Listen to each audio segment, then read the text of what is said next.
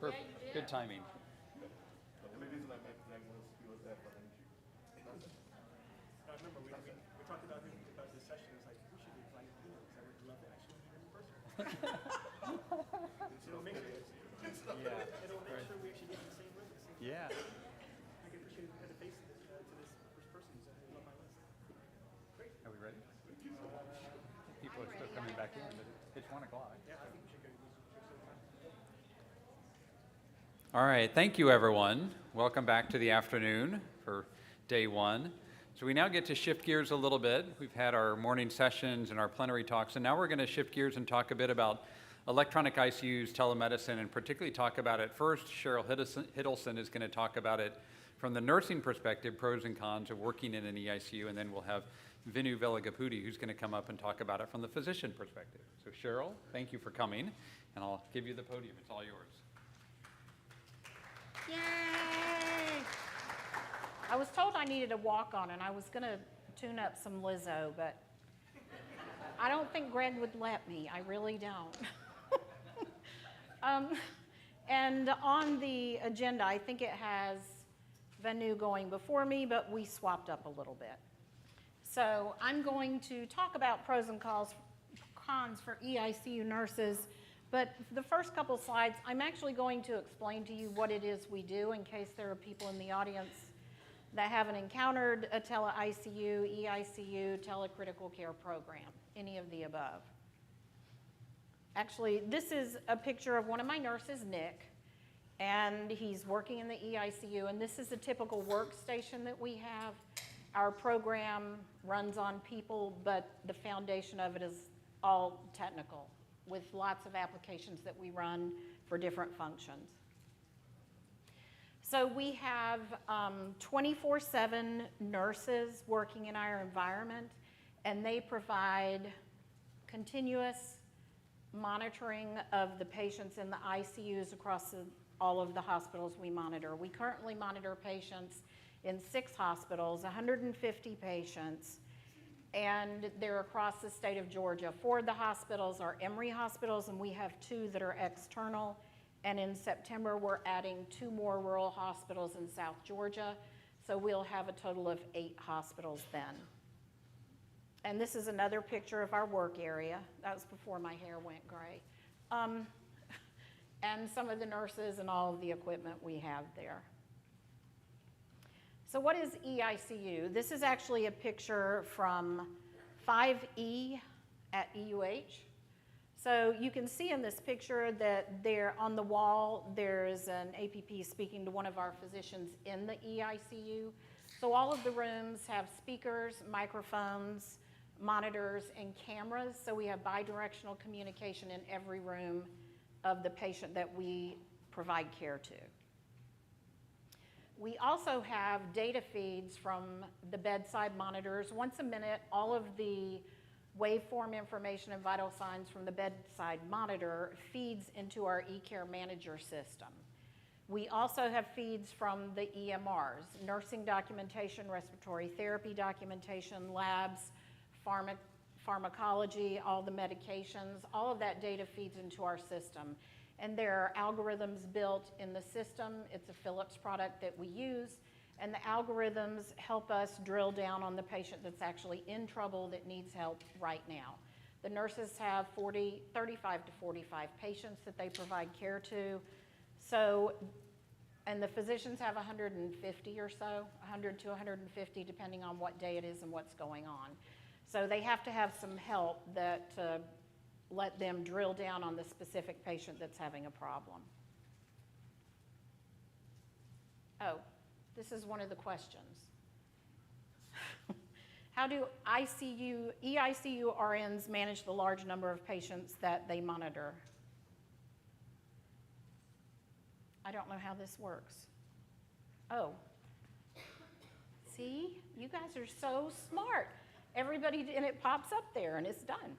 Does that mean everyone answered? It doesn't tell you the numbers, but it tells you that so far everyone has voted for me to get 100% of it. That's because everybody's smart.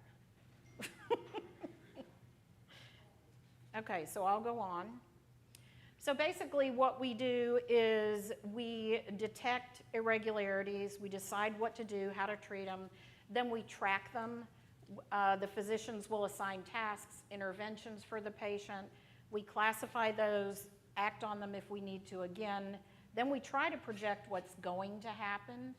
And after the intervention, we evaluate what's happened and how to follow up. So now I'm going to talk about pros and cons for nurses working in an EICU. A lot of what my nurses feel are cons have to do with the perceptions of the staff at the bedside and how they see the nurses in our area. Many of them see us as interlopers invading on their territory. They feel like our nurses are spies watching them in everything they do. Our nurses also feel a lack of control. If there's a patient somewhere who is really in trouble and having a lot of problems, then my nurse can call and say, hey, I see this happening, but they can't intervene, they can't give advice, they don't carry out orders, and they at times feel very, they have a lot of moral distress over that. At one of our rural hospitals, we had a patient that went into rapid atrial fib. He was a COPDer, and initially his heart rate was 180, and his blood pressure was stable and his SATs were stable. My nurse called the unit at this hospital and said, I see that this is happening, and she said, yeah, we called the cardiologist, we called the patient's attending, fine. 8 hours later, they had ordered a treatment that was not successful, and 8 hours later, the patient was on a non-rebreather, pressure was in the 60s, heart rate was still 180, and my physician walked in the door and called and immediately had the patient intubated. So that's very tough for someone who's an ICU nurse. All my nurses have been in practice for at least 15 years. So that's a really tough part of it. They feel like they're outside patient care. As I said, they can't suggest interventions. They can't say, I think you should do this.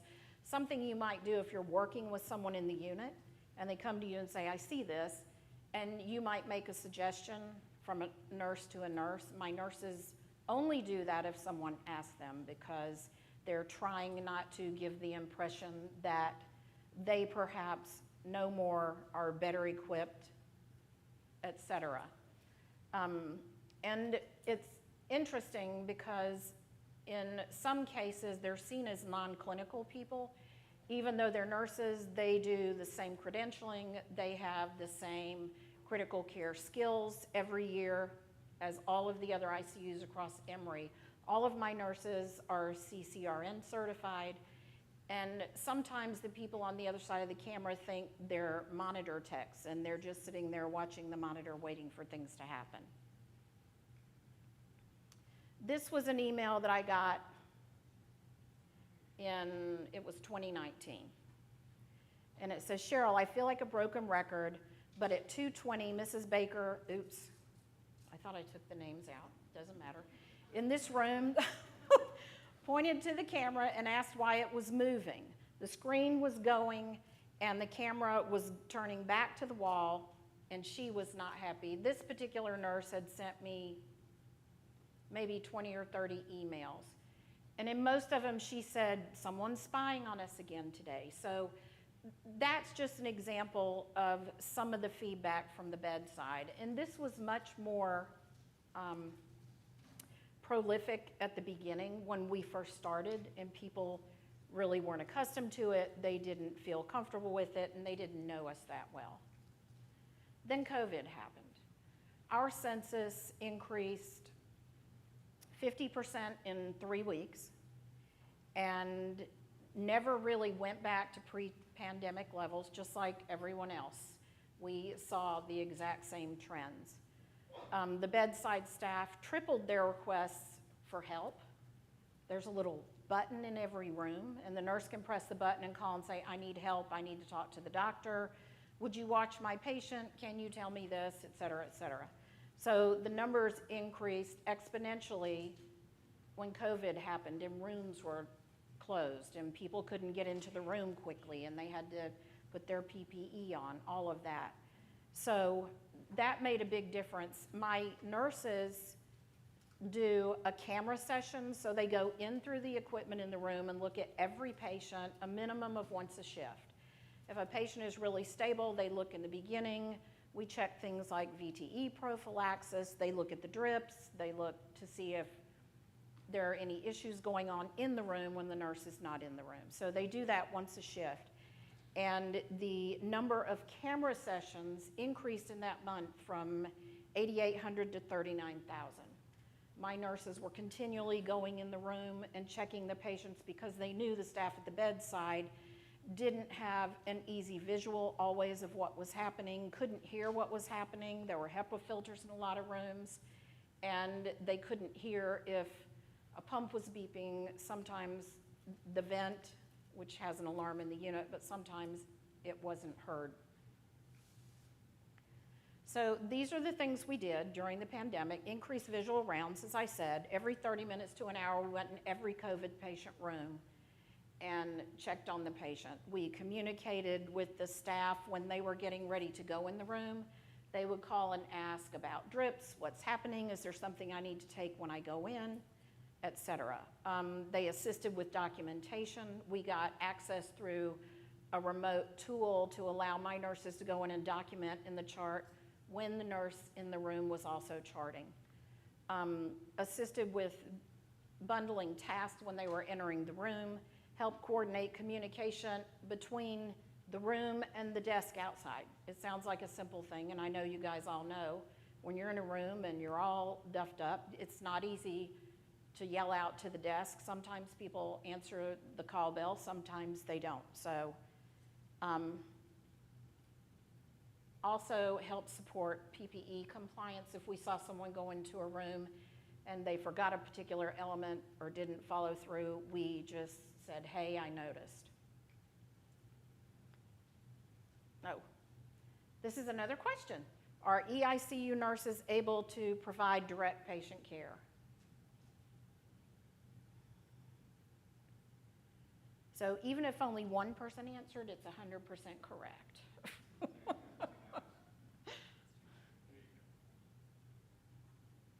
Okay, so just to answer this, nurses in the EICU cannot provide direct patient care. They are at a remote site. They're not physically in the ICU, and they're not in each of the hospitals. We're in a location on the St. Joseph's campus in a doctor's building, and we have patients across the state. So they can't provide direct patient care. They can just offer support and help where they're able.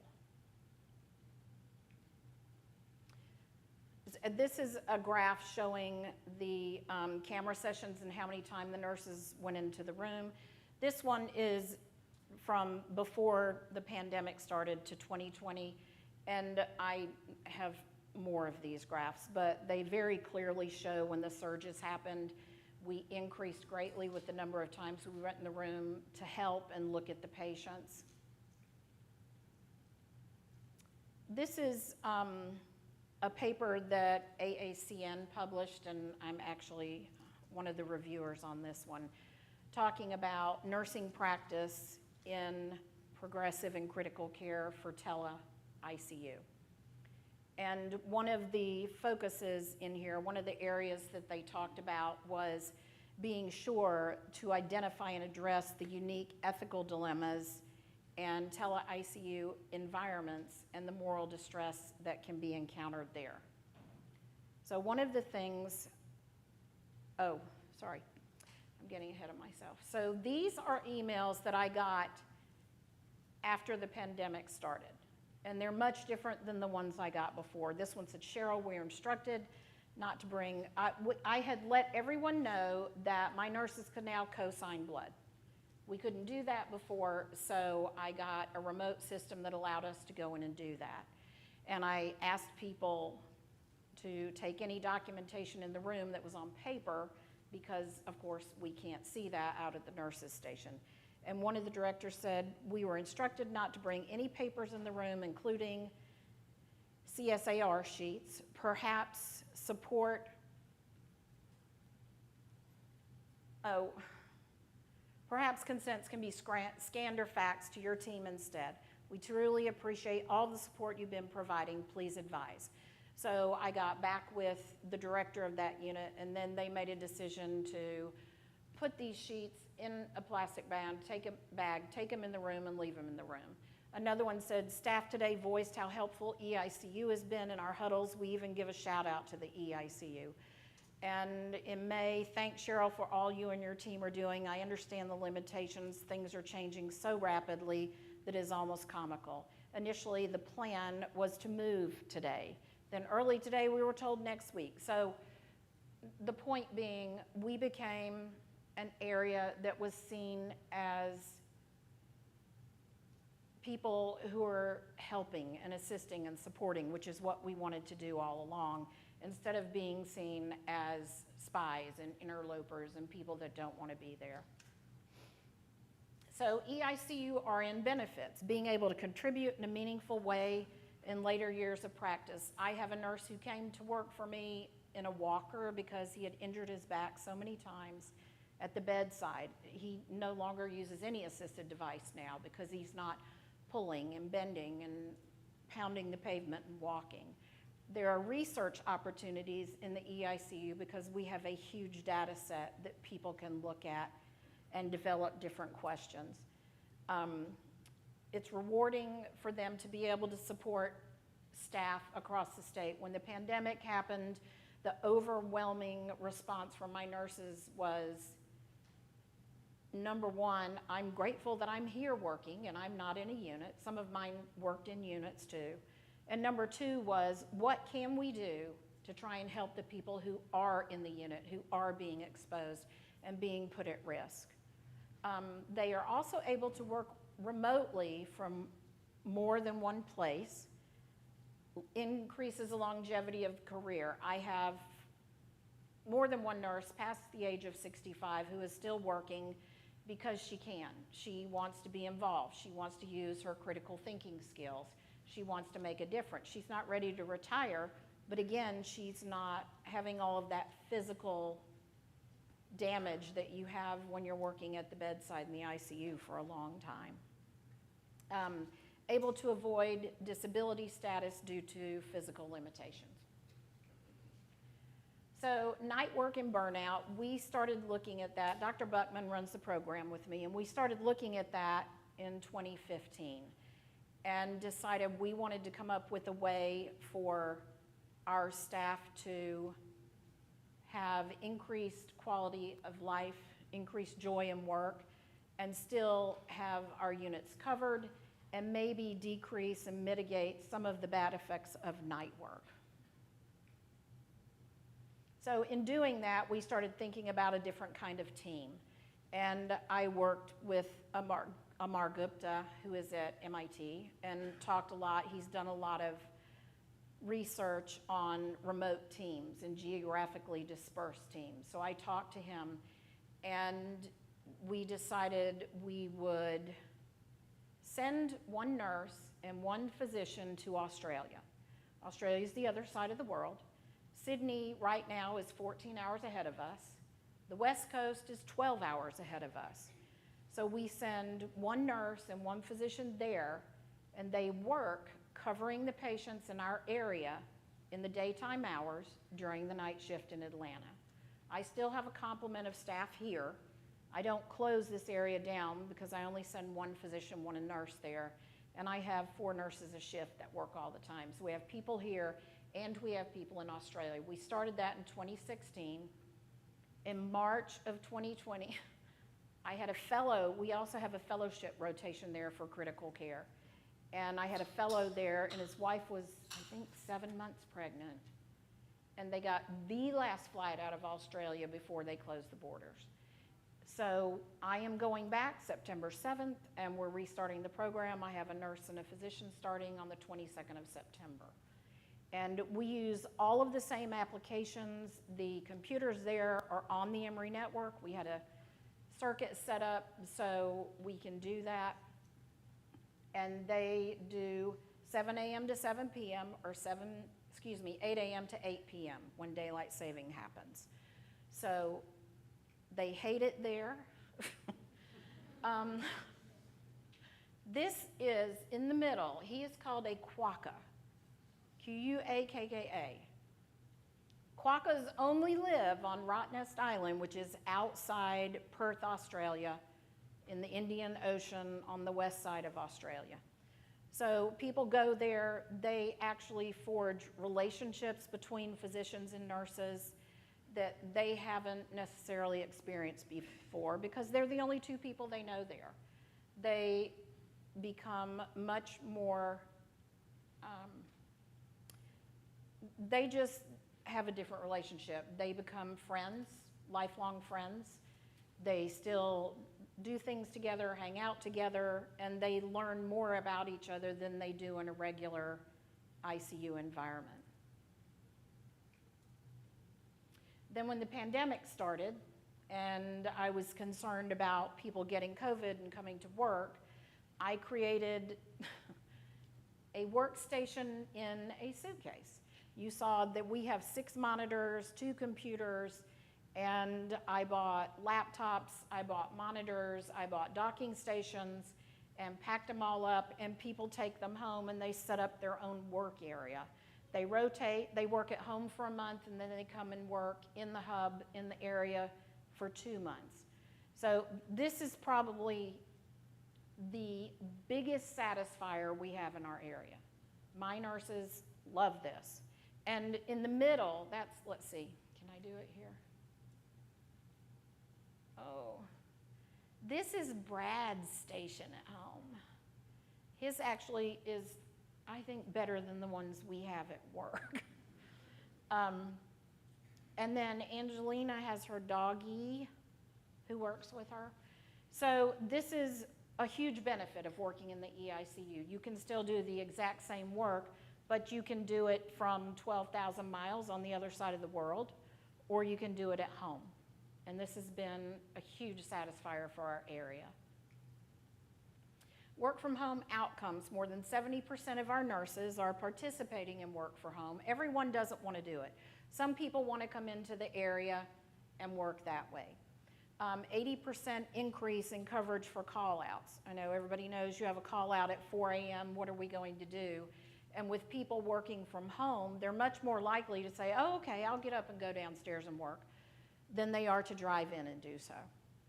60% of all of our shifts now are covered from home because we're continuing the program. Since we implemented this, we've had a 15% increase in Press Ganey scores in our area also, and our resiliency scores are the highest in the system. The efficiency of work has remained stable. There haven't been any changes or issues with that, so it's been very successful. And that's it. I still have 2 minutes left. Does anybody have questions? Questions for Cheryl? Yes, ma'am, Mary. Hey, Cheryl. So what do you see as, I know there's some discomfort among nurses sometimes to trust that somebody's there, and I think your examples of COVID and what's happened in that time has improved that trust.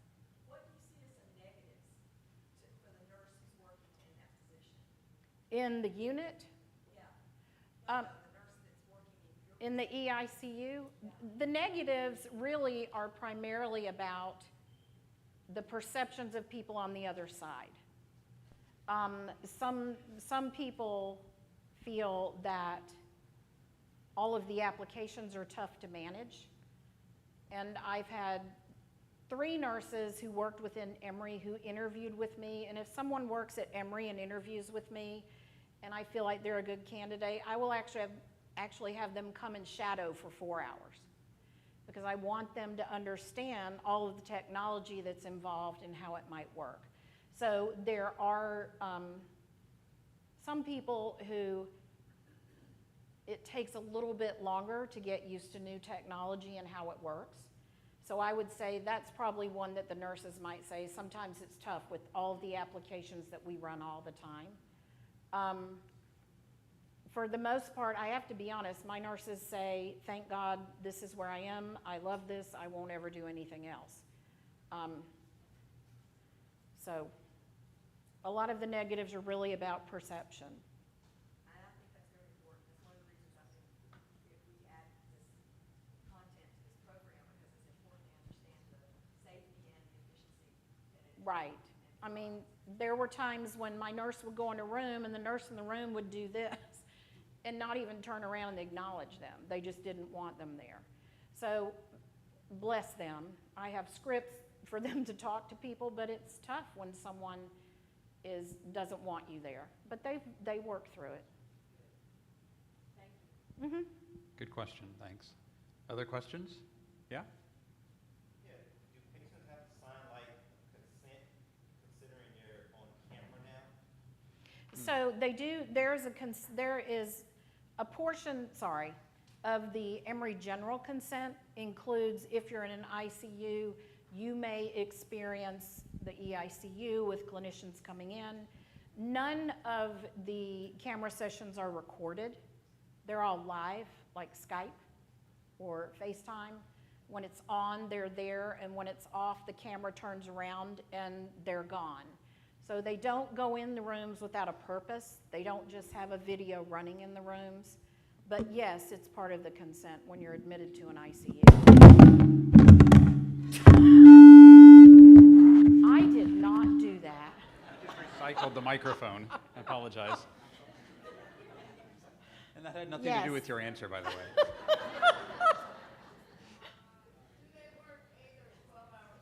They work 12-hour shifts. Another good question. Yeah? Yes. Got a couple more over here. Okay.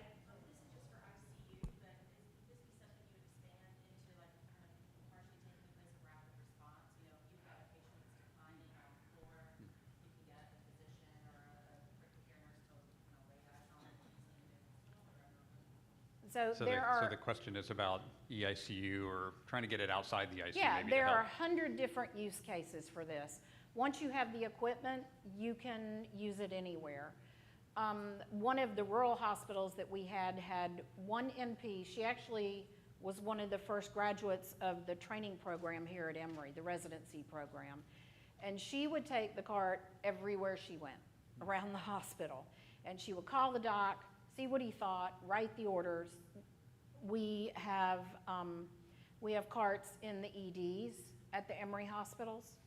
And that is for ICU patients that are admitted in the ED and maybe can't get a bed because all the beds are full and they're going to hold. And we help take care of those patients. We have had them in PACUs, we've had them in CDUs. We have not had any with rapid response yet, but it is something we have talked about on the care models team for Emory. Yeah. Another question here? Yeah. I don't have a question, but I like to say it from a respiratory therapist standpoint. There are times when doctors are not available, night shift, weekends, sometimes they're not available at the time. And I've used the ICU, and it's been a great help since you implemented. Yay! Yeah. So the comment was about even outside the nursing physician dyad, right? The Yes. respiratory therapists often are needing to do things, and the EICU can help with that as well. Yeah. Any other last questions for Cheryl? All Okay. right. Thank you, Cheryl. I turn it over to Fantastic. Venu. So Venu wants to be behind the, I'll turn, you don't want this Turn that one. off. All right. He's like, oh no. So our next speaker is Venu Velakapudi, who's a physician who works in the EICU. He's going to talk to us now about the physician pros and cons and how he sees life from that side of the camera. Thank you, Venu. Thank you.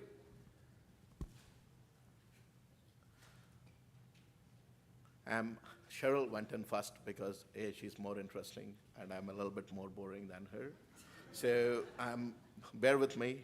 I'm mostly talking about the pros of the EICU, and I do hope, after the end of this talk, maybe somebody will sign up for their ICUs, or maybe they'll come visit us.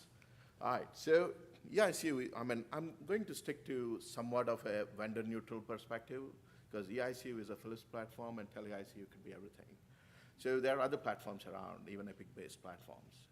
So let's go by that. So that's me. Well, I don't have a conflict of interest. I just work there. It doesn't mean much. So, well, before we go, let's go into some semantics.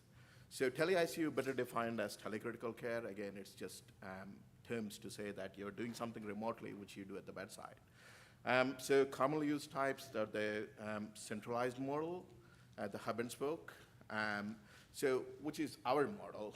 And the decentralized model is probably the most democratic one. You can theoretically do it from any laptop, mobile device, everywhere.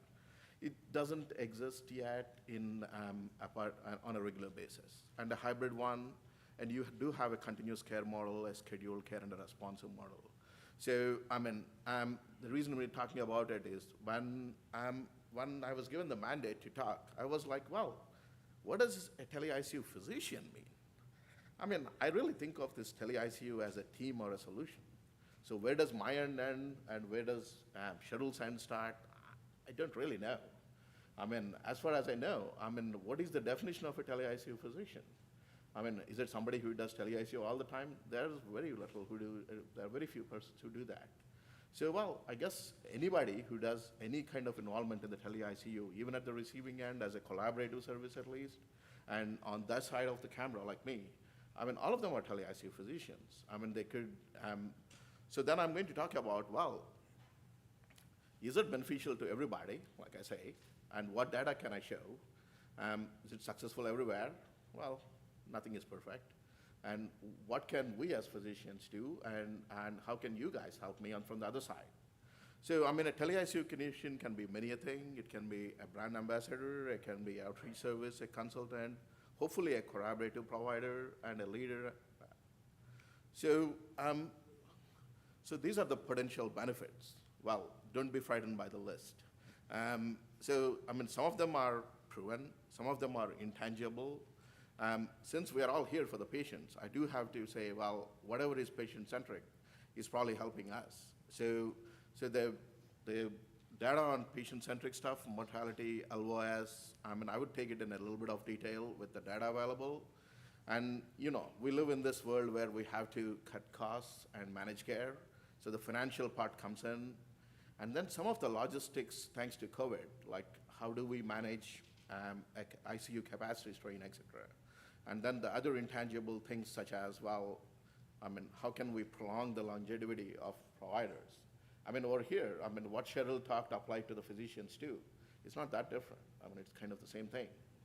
So, I wouldn't go through this list in detail. I would probably just say, these are the subcategories. So the next one comes, well, since my mandate is the physician-centric advantages, here goes another list. So, it's very similar to what Cheryl says. Well, as a physician in the ICU, your first thing is probably outreach. Yeah, you can serve more patients. On a good day in a regular ICU, you'll probably serve 20, maybe 30 patients. An EICU physician can cover 150 in mature ICUs. So that way it's good, and you can cover a very large geographical area. And you're not going to get a lot of intensivists in the future. Like, we're already in a workforce problem. And it does help most of the physicians. You could actually train house staff. You can supervise the rounds. Craig Lilly does it all the time. Your checklist can be integrated. We can really be your back office. The software tools, well, they can be much better, but when the future comes with data-driven, this will come of age sooner or later. The second set of eyes, well, that's really good in the sense that in really busy ICUs, most of it has seen that. The intensivist is held somewhere, and he couldn't come out. So in that case, if another admission comes, another problem comes, your EICU will handle it, and the less acute patients can be handled. So, and it provides you a surge capacity. So if you have to go, if you have to handle 4 admissions at a time, many of you would have felt, well, I wish there is another physician, but of course you can't employ another physician. So if EICU can do some of it over that period of time, it will be great for you. And then, what data do we have for that? I would leave this alone in the workload. Patty Lee from Yale, she's delivering a total talk on it tomorrow. So, of course, you have to quote your own data every day. You see my name somewhere in it. So, there's another phenomenon called near simultaneous strain. So if you have a bunch of admissions or a bolus of admissions, you know things unravel. So, I mean, my data, our data at that point on 13,000 patients or so says that, you know, at least in the Mayo ICUs, once two admissions come within 55 minutes, the outcomes differ. So, I mean, that's called the time stress. You only have X amount of resources, and that's what you have in an ICU. What I'm hoping is that tele-ICU could give you the extra resources at a given time and offer you that flexibility so that the outcomes won't diverge over here. So, I mean, I'm proud of this slide, I think. Let's see what you guys think. Well, you would think of ICU, tele-ICU as a service, as really a solution. I mean, I'm part of the solution, that's it. So what is the solution? Like, you know, tele-ICU hardware, software. Well, it accounts for maybe 50 or 60% of it. And these days, your iPhone can do most of the job.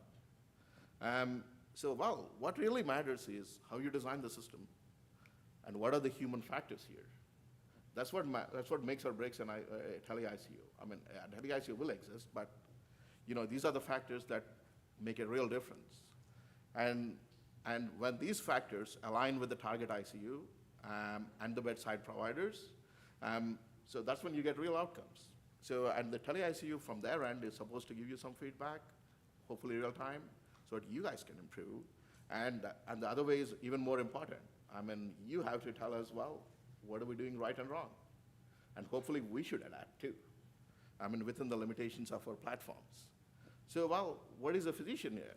I mean, he can be a provider, he can be a collaborative, he can be an end user, and he could be, I mean, hopefully be a collaborative design with the electronic ICUs. So, going on, so what data do we have? So, well, I have presented a very rosy picture here. So, well, can I justify it? Well, to some extent, yes. I mean, this is pretty much a data-driven presentation. I would say most names which come up are Craig Lilly, Jeremy Kahn, and Dr. Buckminster. So I've worked with all of them, so might be a little bit colored. I might not be the most impartial judge of this. So, well, for one, it certainly standardizes care. It certainly improves your benchmarks and metrics. Well, it's good for everyone because, you know, you do want your hospital to be in the good part of the benchmarks. So this is one of the seminal papers. This is Craig Lilly's data. I mean, it's a lot of words in there, but what it really tells you is, I mean, this is the first paper in 2011 with 7,000 patients or so. I mean, he says the mortality rate has an odds reduction of like around 0.4. Well, too good to be true probably at that point. But I mean, the ICU mortality is pretty much the same too, and it has the same 0.37 odds reduction. And what he really proved was, well, this standardized care. So, I mean, all your metrics like prevention of DVT, stress ulcers, cardiovascular protection, and the ones you care about to get into the good part of the metrics, like WAP, CLABSI, everything is good. And hopefully that translated into real outcomes in life. I mean, this slide is pretty much the same as the last one, just to give you more of a data perspective on how it matters for good practices. So it really standardizes care. That's the proof of concept with Craig. So as we go down, I mean, this probably is the real world data you should think about. So Craig's data is a single center, and this is not single center. This one is a huge database. It has 297,000 patients matched with almost 1 million controls. Of course, it's an administrative database, Medicare patients greater than 65, and Jeremy Kahn publishes a lot of this. So 132 centers, and then did EICU work all the time is the question. I mean, I'd say EICU because most of the studies in this are EICU studies. So, I mean, then it becomes a bit of a real world data. It works in some, doesn't really work in some, and well, it does improve in some. But when you think of a tele-ICU, you'd think, well, it improves at rural hospitals, maybe it helps some other places. But this data proves otherwise. It seems to help the more urban, really acute hospitals with large case volumes. That goes back to my theory, saying, well, you know what, if you are that acute, so you do need extra help once in a while and somebody else to watch your back, especially in large university hospitals. So this is, again, the same Dr. Kahn's work. So what he's trying to say is, well, as you go down the line, you know, I mean, the hospitals with with a ratio less than 1 had a relative reduction, which is this way, and as you go down, some do have increased mortality. So if you drill through it, well, what has increased mortality? The increased mortality ones are the ones, paradoxically, are very less sick. So the most common figure is if your ICU has less than 2.9% mortality, I don't know who has it, you really don't benefit from any tele-ICU intervention. I guess you won't benefit from any intervention either, because what ICU has 2.9% mortality? And what else, what exactly, when you deploy an ICU, where would you better deploy it? I mean, it only works well in some circumstances, I guess. So the some circumstances are how functional a given ICU is before tele-ICU is implemented. Because it's all about standardization of care, metrics, extra help, and ironing out your care plans. So this one is a great meta-analysis, and it's one of the latest on the topic. It's 13 studies, and it's about 2,600 abstracts were pulled. So the pooled odds ratio of the overall ICU mortality is 0.75. So, well, it works. Well, where does it work? It works when a given ICU is baseline functionality is low. So what it really tells you is they gather data in terms of Apache, in terms of EPS, SOFA, anything, calculated a predicted mortality, measured it against the actual mortality. And if your ICU is not functioning that well, and if you have a more than predicted mortality, that's when eICU will certainly help, because A, it standardizes care, B, it brings another layer to your routine care. And it kind of makes sense too. And the really high functioning ICUs already, they probably won't benefit much because they already got their act straight. And it may work in some circumstances if they went through stress in terms of, like, say if they had a bolus of admissions or if they went through a COVID type situation. Again, it helps. But in a stable situation, that's probably where it is. So, well, I mean, what do you think? Oh, sorry. Can I go back? The bottom button goes back. Oh, got it, thanks. Except I don't know. Here you go. Oh. Wow, you guys are smarter than me. It took me a while to figure it out. I mean, I'm not that smart, by the way. What drives outcomes here? So again, it's the same thing. Craig Lilly had a national tele-ICU survey back in 2012 when eICUs were almost evolving right in the middle of there. So what he thought was, based on the survey, sign-outs, and it's really the organization that matters. So an effective eICU committee is sign-out, an alarm response, a real-time metrics about a given performance, at least on a 3-monthly basis, and higher best practices. That's what makes or breaks a tele-ICU, pretty much. And then the other factors that matter, and there are some things which we don't really know. Because, eICU as a solution is all over the place. It can be centralized, it can be proactive, it can be reactive, and some don't want to see me at all, or any ICU provider at all. Even if you hook up the ICU, they don't want to hear from us. So, and it's very hard to know what dose are we delivering in terms of a tele-ICU. So it's the same thing as any pharmacy. If the dose isn't right, it's not going to work, period. So delivering the dose of an ICU is tele-ICU is pretty difficult. People measured interventions, but that's not an exact science, though. And what is the ideal ratio of providers? Most people bandy 1 to 30 for nurses and 1 to maybe 150. Again, there's no standardization, nobody knows the exact number, and it really depends on your acuity. And the other thing that really tells you is, if you do want to work a tele-ICU to work in a given institution, they need to have some autonomy or operational freedom. So that's the crux of the paper here on the decision making. So it's a total meta-analysis on 477,000 patients.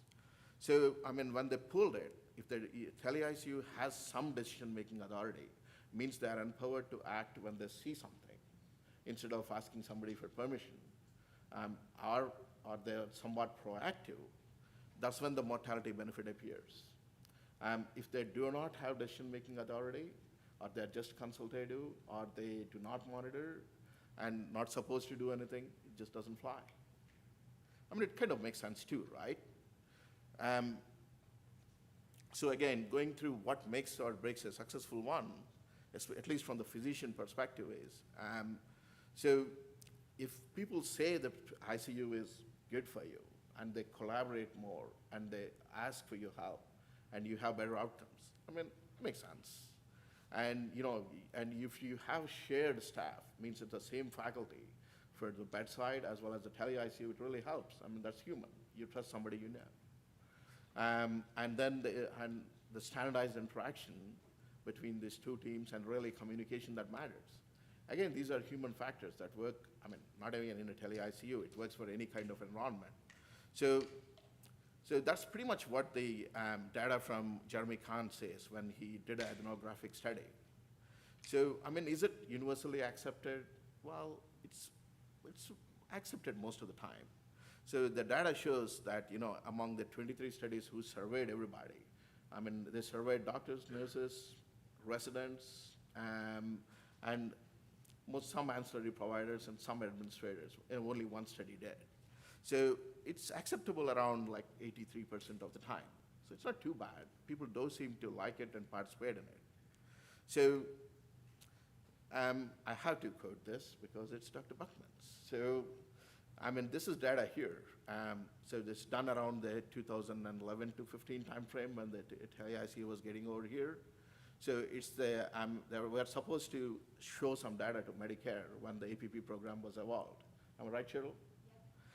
So, I mean, what it showed with the APP program plus tele-ICU, we do not know which one exactly worked, or both of them worked. They So- actually attributed the high proportion to the tele-ICU. Tele-ICU. Beautiful, thank you. So it's $1,400 in spending, reduced 60-day admissions, and most of them seem to come from substitution of home health care versus institutional. I mean, this data is reflective of Craig's data too. I mean, that seems to be one of the usual story there. So, and this is for the teachers among us and the residents. So do the residents like you? Well, they seem to, at least in the surveyed lot, in most like single center studies, a good 2/3 of the residents say, well, you know what? This makes us feel more secure. This makes us feel a little more empowered. This makes us feel a little more comfortable. And again, as you look through the data, this is mostly like rural hospitals. So again, single center data, and this data almost reflects in most of the huge ICU databases, which actually surveyed the residents or the bedside providers. So they do seem to work, and it does have some teaching value, and the residents do accept it.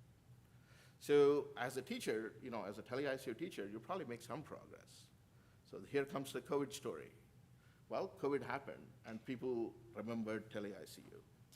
So because, there is no way to scale up an ICU without involving telecritical care technology. I mean, we can buy a few cards, put it in there, and maybe 1 or 2 more physicians over there, plus nurses. Maybe we can manage. So this is pretty much some of the single centers, as you see. I mean, never mind the statistics. What we know is that everybody had to double or triple their capacity. So the surge capacity for them for sometimes was at least 3 times of usual. And the last part is the survey from SCCM and everybody. It's probably done during Greg Martin's time. So everybody says, well, it was at least a 3-fold increase. Well, what I do not know is what happens to this increased capacity when COVID goes away? I mean, will it sustain? Will it make a sustained difference? Don't know. I mean, time will tell the answer. So what it will tell you is, in tough times, we're your friend. In good times, maybe not. So, well, if you're looking for a real disaster solution, so a real disaster solution should be plug and pay. We haven't got there yet. So, I mean, this is probably the best incentive or the project that goes in there.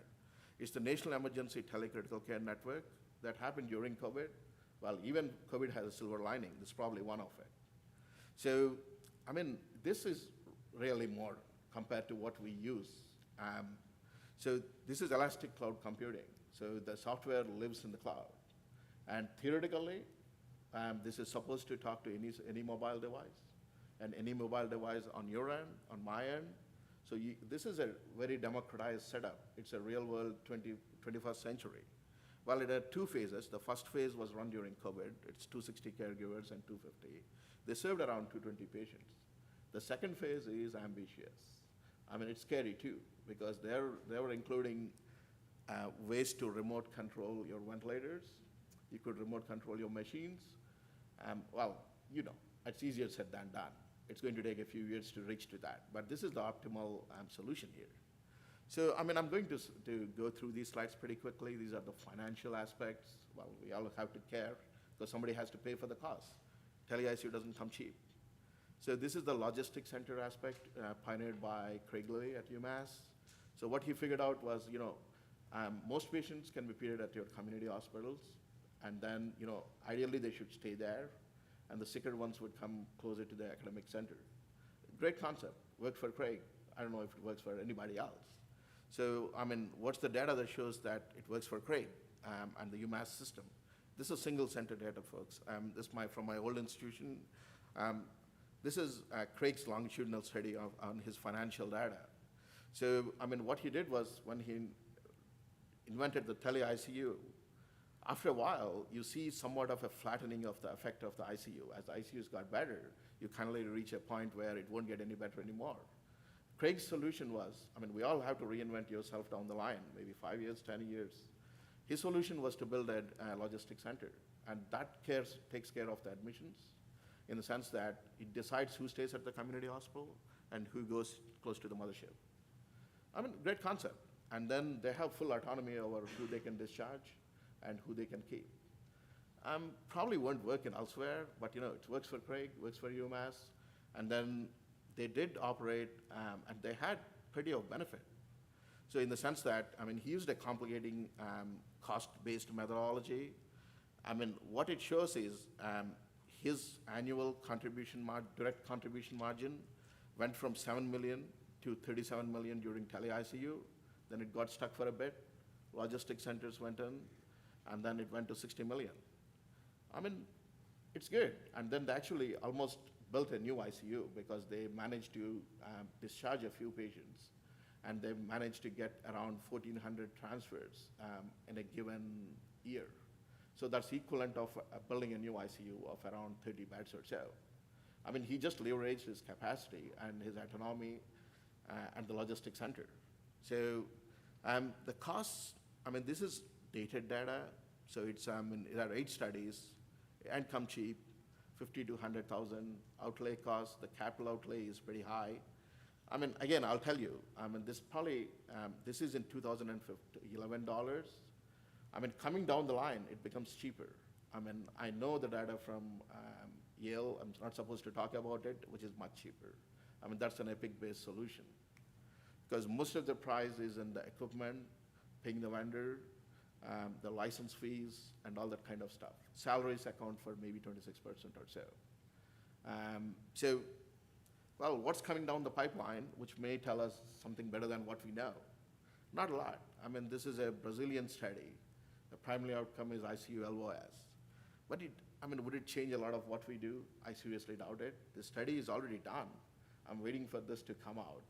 I mean, irrespective of whatever it shows, it won't change a lot of what we do. I guess we have to change our study methodologies. We have to either use the re-aim network or a mixed methods methodology to see what works and how can we sustain it, what components of a tele-ICU work. Probably what works is standardization of care. So, well, the future is really good.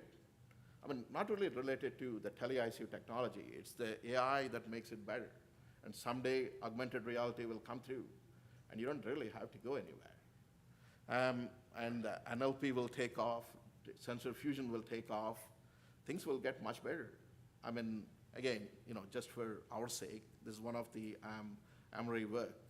The good news about this is, I mean, AI, as you guys know, it doesn't work outside the data set which it is evolved on. The good news about this is, it works fine across 3 different data systems, which is a pretty commendable achievement for people who know AI. So never mind this list. This says, well, we can be many a thing. And I mean, we could really help in terms of, well, preventing burnout. I mean, we can take care of your surge capacity, logistics, extend careers, outreach.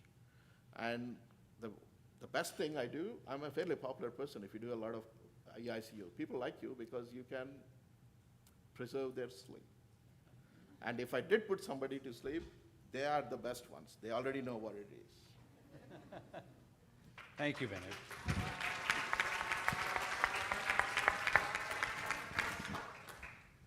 So questions for Vinu Velagapudi? Questions about the physician side of the EICU? I wonder, I mean, you talked a lot about your experience, and both of you really talked about how COVID impacted this as well, right? It allowed you to expand capacity, but I wonder from a physician perspective, right? Because physicians really and all the professionals in the ICU got stretched and had to figure out how to expand capacity. Did that, I'm curious from the physician perspective, like was that something that you specifically can do, and does that help trainees and all the other things that happen in our academic environment? I mean, it did help the trainees. I Yeah. mean, when they expanded these ICUs, they surveyed a few residents. I mean, it did seem to have teaching value, at least in terms of rubbing off the standard critical care to an average resident. I mean, it probably didn't help the fellows that much. I mean, fellows probably got ruined a bit by COVID because they didn't see critical care in entirety. In the same way, yeah. Yeah, And I was it's- gonna say, we actually brought more trainees into our area because they couldn't go into the units at certain points. Yeah, So it allowed them to. More be exposed exposure. to- Yeah. yeah. So it really sort of expands the educational environment too Right. then. Questions for Vinu? I did put people to sleep then. That's good. It's good. Yeah. Well, and I like the career longevity and flexibility, right? That's always been one of Tim Buckman's points, is that Yes. if you can do this well, there's a lot of people who have knowledge and other skills but may not have the other attributes, physical particularly, I suppose, to be able to work in a physical ICU, especially for long shifts or for the rest of their life. But that doesn't mean that you can't keep them in the workforce, and especially when the workforce is strained, as it is, then this might be one way to do that. And if somebody is immunosuppressed and there's COVID around, they can't Yeah, come. right, so, Can't come. all right. Thank you, Vinu. Thank you. Excellent.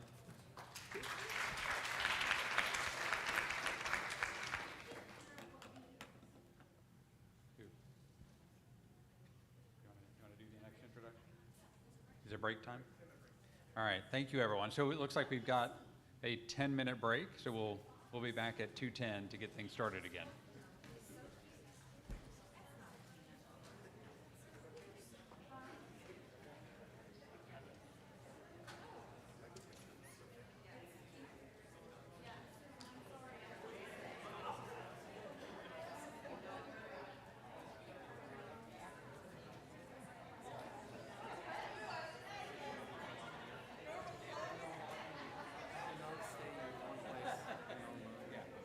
So it should be, I mean, it was working for Cheryl. All you should have to do is turn it on and clip that on.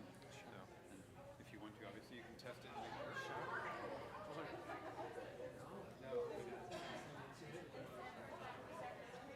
I keep seeing your name. I like your poster out there. That's good. You have a good picture.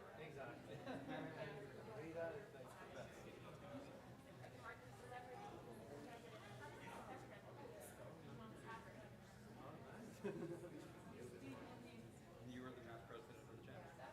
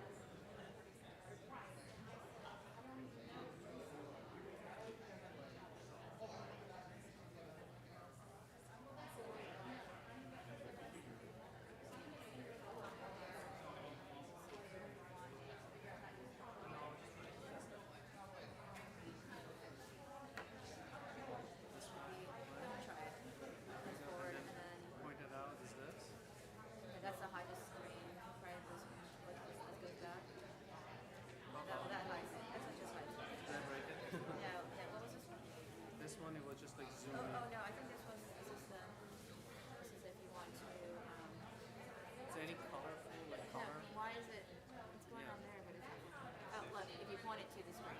Oh, okay. It's your pointer. Okay.